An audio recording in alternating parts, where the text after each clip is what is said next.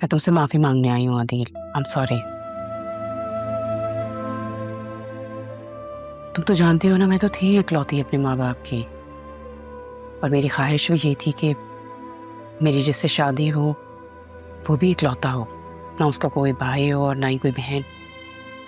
इसी वजह से तुम्हारे रिश्ते के लिए हाँ कर दी थी। शादी के शुरू के सालों में तो बहुत खुश थी मैं, सब कुछ ठीक था। इनफैक्ट जब बतूल पैदा हुई तब तक सब कुछ अच्छा था, और फिर तारा की कहानी शुरू हो गई। एंड देन राहा। मैंने राहा को अपनी बेटी की तरह पालने की कोशिश की है, पर उस बच्ची की आंखों में अपने लिए कभी भी मोहब्बत नहीं देखी। झूठ बोल रहे हो तुम। मैं झूठ नहीं बोल रही, सच बोल रही हूँ। माफी मांगती हूँ तुमसे अदील। I am sorry. मुझे मुझे अपनी बेटी की खातिर माफ करो। Just forgive me. मैं तुम्हारी आंखों में इस तरह की अजनबियत, मुझे इससे कोफ्त हो रही है। आंखों में अपनायत उन लोगों के लिए होती है जिन्हें आप अपना समझते हैं। मैंने उसे कभी अपना समझा ही नहीं। ऐसी बात नहीं है, मुझसे गलती हुई है, मैं मानती हूँ। क्या तुम मुझे माफ नहीं कर सकते? राहा से माफी मांगो। उसने अगर तुम्हें माफ कर दिया तो समझना मैंने भी कर दिया। जाओ यहां से।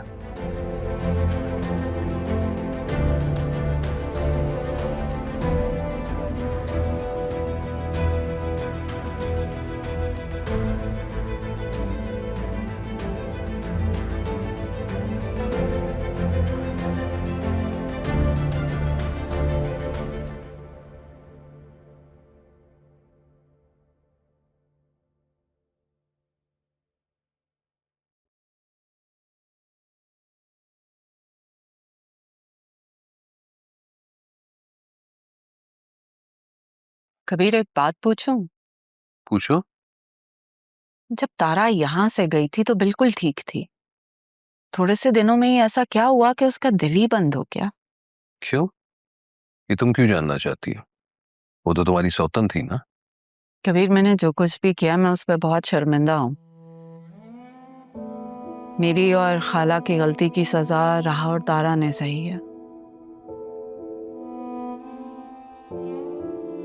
मैं चाहती हूँ कि मैं थोड़ा खुमियाजा ही अदा कर सकूं। याद है मैंने नौकरी शुरू की थी। कैंटीन वाली। हाँ, सुपरवाइजर था। लेकिन मुझे नहीं पता कि सैफ साहब राहा के नाना है। माशाल्लाह बड़े अच्छे इंसान थे। लेकिन ना मैं उन्हें जानता था और ना वो मुझे। मुझे तो बस उनके इंतकाल पर पता चला कि वो मेरे ससुर थे। और शायद वही तारा ने भी मुझे देख लिया। अचानक एक दिन वो ऑफिस आ गई, कहने लगी कि नौकरी छोड़नी पड़ेगी, राह की जिंदगी से मैं दूर चला जाऊं।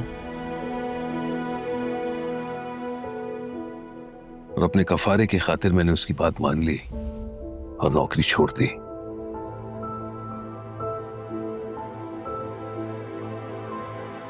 लेकिन आखिरी ड्यूटी मेरी राह की निकाह पर लगा दी। क्या? राहा का निकाह हुआ है?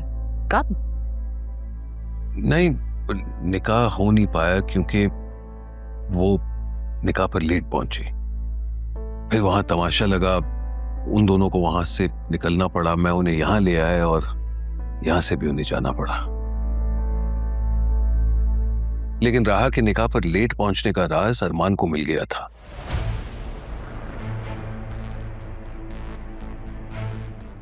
वो जानता था असली वजह क्या है और वही बताने तारा के पास गया।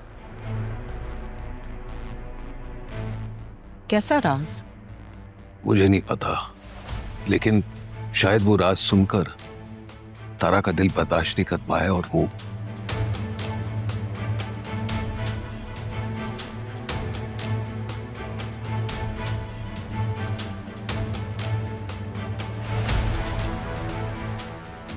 ऐसा क्या राज था कि तारा इस दुनिया से ही चली गई?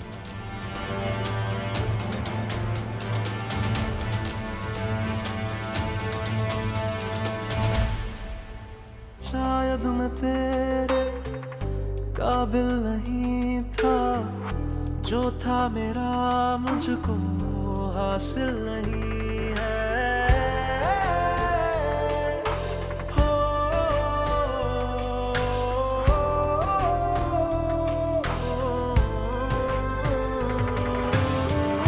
अब हाल ऐसा है, दिल बेचैन है, आदत सी हो गई, दुख में भी चैन है।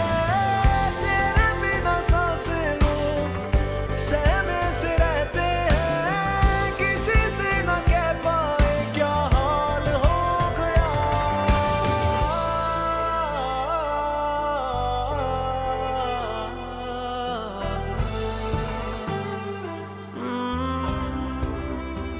है मेरा आसमां कहता है दास्तां, बन के तू कहकशां मुझसे जुड़ी है तू, सादगी है। वसीम और जरियन इतना नुकसान करके पता नहीं कहाँ गायब हो गए। कुछ पता ही नहीं चल रहा कि कहाँ चले गए। वो तो उस दिन से गायब हैं जब से एफबीआई ने उनसे ऑडिट रिपोर्ट तलब की है। मुझे खुद समझ नहीं आ रहा कि रिपोर्ट कैसे तैयार करूं, क्या जवाब दूं उनको। आज कितने दिन मतलब ऑफिस खुले, वो भी ऑडिट की वजह से। अगर ऑडिटर ना होते तो आज मैं भी शायद ना आता। मालिक सर पे ना हो तो ऐसे ही होते जैसे कि अभी हुआ है। अच्छा हुआ तुम आ गए, मैं तो खुद परेशान था। अदील साहब की कोई खैर खबर नहीं है, पता नहीं कब ठीक होते हैं, ऑफिस कब आएंगे। चलें देखते हैं क्या होता है, कौन आता है। अस्सलाम वालेकुम। वालेकुम अस्सलाम। आप लोग इतनी हैरानी से क्यों देख रहे हो? आप आ गई? जी मैं आ गई और बहुत सारे काम है, चलें।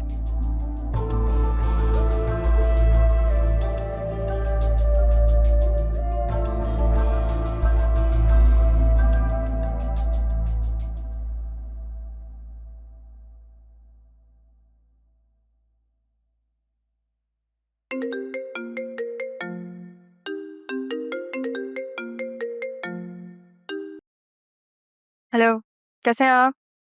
मैं ठीक, तुम बताओ आज लंच पे जाने का किधर प्लान है? अरे मैं तो भूल गई, मैं ऑफिस आ गई हूँ। स्ट्रीट पे तो नहीं दिखाई दे रही। अपने ऑफिस आ गई हूँ मैं। आप क्या समझे? मैं भूल गया था कि तुमने अपना ऑफिस ज्वाइन करना है, लेकिन आज ही कर लोगी इस चीज का आइडिया नहीं था। बस अब माहौल देख रही हूँ यहाँ पे। अच्छा है, लोगों से मिलो, उन्हें समझो, देन फाइंड आउट कि तुम्हारे फेवर में कौन है। चले, आपसे बाद में बात करते हैं। अल्लाह हाफिज।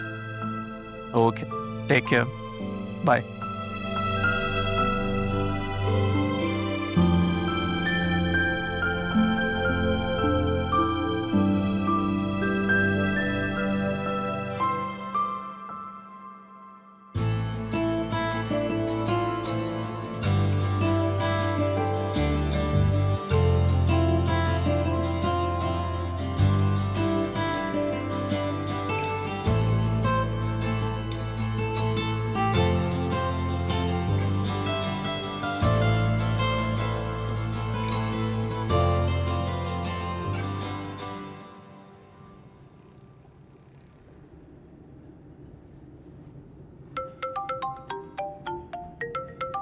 राशिद क्यों कॉल कर रहे हो? हाँ राशिद बोलो। सर ऑफिस ओपन हुआ है। हैं? तुमसे किसने कहा? सर जमील साहब की कॉल आई थी, कह रहे थे कि ऑफिस आओ। क्यों? ऑफिस तो बंद कर दिया था, अब क्यों बुला रहे हो तुम्हें? उन्होंने कहा ऑफिस आओ, अब वहीं जाकर पता चलेगा। ठीक है तुम जाओ, जाके पता करो क्या बात है। और सुनो, तुमने अपना सारा काम तो कर लिया था ना? सेफ साइड पर हैं हम। सर कुछ भी बाकी नहीं, सब ओके है, हम सेफ साइड हैं। ठीक है सर, मैं वहाँ पहुँचकर आपको बताता हूँ। चलो ठीक है, तुम पहुंचो, मैं भी बस पहुंचता हूँ ऑफिस, खुद बात करूंगा जमील से। मुझे थोड़ा सा काम है बैंक में, निपटा कर आता हूँ। Okay sir.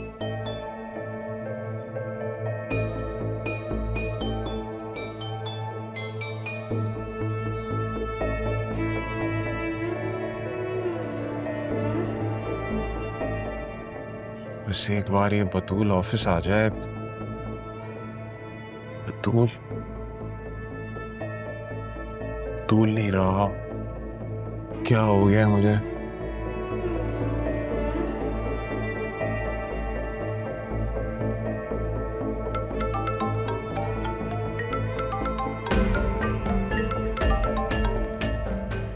तुम समझती क्या हो खुद को?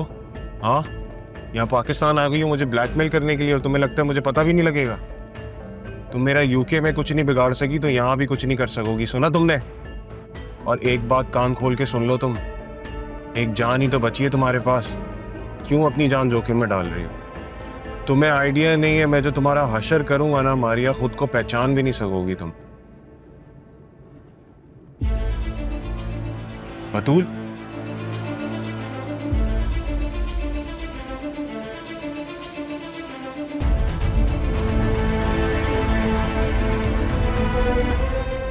क्या हो गया है यार मुझे?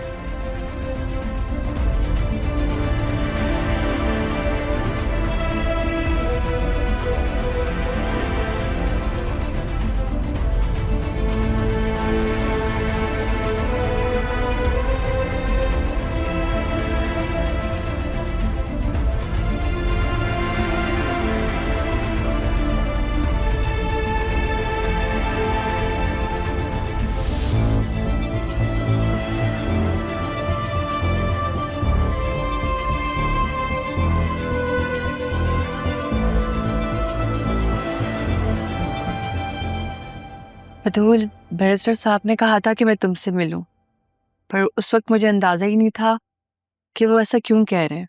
पर अरमान से मिलने के बाद मुझे पता चला कि ज़रूर ने तुमसे शादी कर ली है। मैं जानती हूँ कि मेरी तरह तुम्हें भी उसने अपनी मोहब्बत भरी बातों में फंसाया है। उसकी यही आदत है, अपने आप को कल्चर्ड और सिविलाइज्ड शो करके लड़कियों को अपनी बातों में फंसाने की। और मैं भी उसकी बातों में आके अपना सब कुछ उसके नाम कर बैठी। मेरी बात हो गई है, उसकी लोकेशन का अंदाजा लगाते ही हम उस तक पहुंच जाएंगे। वो तो घर पे ही होगा ना? तुम्हें घर से निकालने के बाद बाप बेटा दोनों घर से चले गए।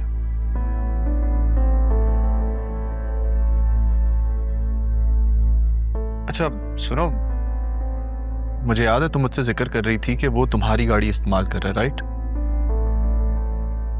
तो तुम्हारी गाड़ी में तो ट्रैकर होगा। हाँ, मेरी गाड़ी में ट्रैकर लगा हुआ है। ग्रेट। सोचा ही नहीं था उसने कभी शायद कि तुम यहाँ वापस भी आ सकती हो। सही कहा।